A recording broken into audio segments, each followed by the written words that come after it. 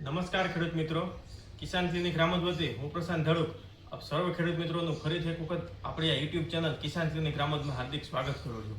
ખેડૂત મિત્રો, આ વર્ષના ચોમાસુ સિઝનની શરૂઆતમાં ખેડૂતોને જો કોઈ સૌથી વધારે મૂંઝવતો કોઈ પ્રશ્ન હોય તો તે છે ખેતીવાડી ઇનપુટ્સના વધતા જતા ભાવ, જેમાં બિયારણ છે, ખાતર છે કે અન્ય કોઈ જે નાખવી પડતી જે વસ્તુ હોય તેનો જે સતત યુદ્ધની પરિસ્થિતિને લીધે ભાવમાં સતત જતો વધારો. અને ખાસ કરીને આજે આપણે જો આ વિડીયોમાં વાત કરીએ તો તેની વાત કરવાની છે ખાતર ફર્ટિલાઇઝરમાં થતા ભાવનો વધારો. હવે આ સમયગાળામાં સતત વધતા જતા ખાતરના ભાવની વધારે ખેડૂતોનો એક જ પ્રશ્ન હોય છે કે આ વધતા જતા ભાવની વચારે હું મારા પાકને જરૂરી યોગ્ય પોષણ કેવી રીતના પૂરું પાડું. હવે આ જે પોષણ જે પાડવાનું છે તે બે રસ્તા દ્વારા શક્ય બને છે. પહેલું કે ભાવ ચાહે ગમે એટલો હોય, આપણે જે વર્ષોથી જે ક્વોન્ટિટી નાખી છે ખાતરોની તેટલી પ્રમાણમાં આપણે જાળવી રાખીએ. અને બીજું એ કે કંઈક એવું થાય કે જેનાથી જમીનમાં જે પડેલા જે ખાતરો જે છે, ન્યુટ્રિયન્ટ પોષક તત્વો છે, તેનું અવશોષણ અને અપટેક વધે કે જેથી કરીને મારી જે નવી જરૂરિયાત જે છે તેને હું ઘટાડો કરી શકું. તો આજનો જે આ વિડીયો છે તે છે બીજા પોઈન્ટ ઉપર આપણે માહિતી આપવાનો વિડીયો છે. તો ખાસ વિડીયો માહિતી સભર થવાનો છે અને ઉપયોગી થવાનો છે. અંત સુધી જોવો અને વધુમાં વધુ શેર કરો. તો આજે મેં જે બીજો પોઈન્ટ કીધો કે આપણા જમીનમાં જે ઓલરેડી જે ખાતરો હાજર છે તેનું આપણે ઉપયોગિતા છોડની અંદર સિસ્ટમમાં આપણે એને એન્ટ્રી કેવી રીતે લેવડાવી શકીએ. તો આની અંદર જૂની ને જાણીતી કોઈ બ્રાન્ડ વસ્તુ જે વર્ષોથી ચાલે છે એવી કોઈ પ્રોડક્ટ હોય તો તે છે બાયોસ્ટેટ કંપનીનું બાયોજેમ. આજે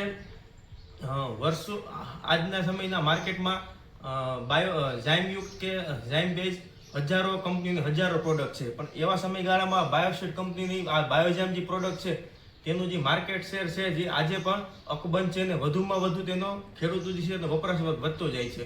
તો તેની પાછળ 4-5 કારણો છે. પહેલું તો આ બાયોજેમ જે પ્રોડક્ટ છે તે કંપનીની ફ્લેગશિપ પ્રોડક્ટ હોવાથી તેની જે માસ્ટરી અને તેની જે ગુણવત્તા જે છે તે બાકી કોઈ જામયુક્ત પ્રોડક્ટ આવે છે તેનાથી સર્વોચ્ચ અને સારામાં સારી છે. અને બીજું એ કે આની અંદર જે દરિયાઈ વનસ્પતિનો ઉપયોગ કરવામાં આવ્યો છે. આજે લગભગ જામયુક્ત પ્રોડક્ટ હોય તેમાં દરિયાઈ વનસ્પતિ કરીને પ્રોડક્ટો આવતી હોય છે, પણ આની અંદર જે વનસ્પતિ છે તે છે એસ્કોફાલિયમ નોડ્યુસમ, કે જે અંધારામાં 6 મહિનાથી વધુ જો રાખવામાં આવે તો પણ તે જીવિત રહી શકે છે. તેવી જબરજસ્ત આમાં ટેકનોલોજીનો ઉપયોગ થયો છે, જેથી કરીને આજે પણ તેનું જે રિઝલ્ટ, જે ગુણવત્તા અને તેની જે કાર્યક્ષમતા છે તે આજે પણ માર્કેટ કરતાં વધારે છે. તો આનો જે ઉપયોગ જો કરવાનો હોય તો કોઈ પણ ખાતરો જોડે પાયામાં અથવા તો પૂરતી ખાતર તરીકે તમે વીઘે 5 કિલોના માપથી ઉપયોગ કરી શકો છો. અને તમારો જે જમીનના જે નવા જે ખાતરો નાખવાની જરૂરિયાત છે તેનો ચોક્કસ પ્રમાણમાં ઘટાડો થશે.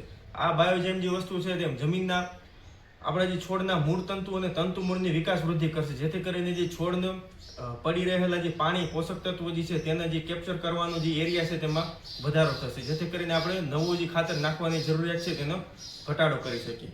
હવે બીજી આ સેગમેન્ટમાં ખાતરોની ગુણવત્તા અને જમીનમાં રહેલા ખાતરોનું એક્ટિવેશન કેમ વધારવું તેમાં જો કે બીજું કોઈ છેલ્લા 4-5 વર્ષથી કોઈ એક જ શબ્દ બહુ ખૂબ જ પ્રચલિત છે કે માઇકોરાઇઝાનો ઉપયોગ કરવો, માઇકોરાઇઝા નાખવું, માઇકોરાઇઝાના રિઝલ્ટ સારા છે.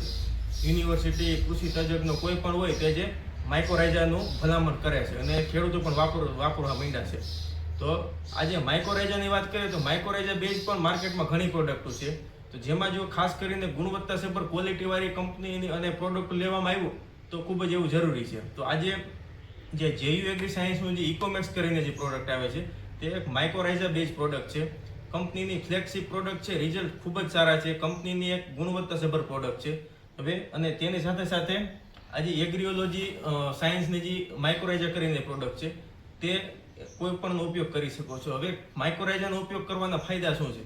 તો જમીનના જે ખાતરો જે છે એક્ટિવ તો થાય જ છે, સાથે સાથે આપણે જે નવા નાઇટ્રોજન અને ફોસ્ફરસ યુક્ત ખાતરો જે છે તેનો આપણે વપરાશ 30-40% જેટલો ઘટાડી શકીએ છીએ. મતલબ કે નવું જે નાઇટ્રોજન ફોસ્ફરસ ખાતર છે તે આપણે 30-40% સુધી ઘટાડો કરી શકીએ છીએ. પ્લસમાં આ એક માઇકોરાઇઝા એક જમીનજન્ય મિત્ર ફૂગ છે, જેથી કરીને આપણે જે જમીન આપણા છોડના જે મૂળ તંતુ હોય છે તેની પર વસવાટ કરે છે, જેથી કરીને તેનું ન્યુટ્રિયન્ટ અને પાણીનું જે અવશોષણનો એરિયો જે છે તેમાં વધારો થાય છે, જેથી કરીને આપણે નવા ખાતરોનો ઉપયોગ ઘટાડી શકીએ છીએ. પ્લસમાં જમીનની જે વોટર હોલ્ડિંગ કેપેસિટી વધારે છે, મતલબ કે પાણી કેપ્ચર કરી રાખવાની કે જે જમીનની જે કેપેસિટી છે તેમાં આ માઇક્રોરાઇઝા એની શક્તિમાં વધારો કરે છે. મતલબ કે ક્યારેક સૂકાનું મોસમ હોય, ખારાશ પેટે કોઈ જમીન હોય તો તેની અંદર જો માઇક્રોરાઇઝાનો ઉપયોગ કરવામાં આવે તો છોડને બહુ તાણદાયક પરિસ્થિતિ આવવા દેતું નથી. અને ખાસ મેં જે આ જે જમીનના જે ખાતરો એક્ટિવ કરવાની જે વાત કરી એની અંદર આપણે જે આ બાયોજેમ જે છે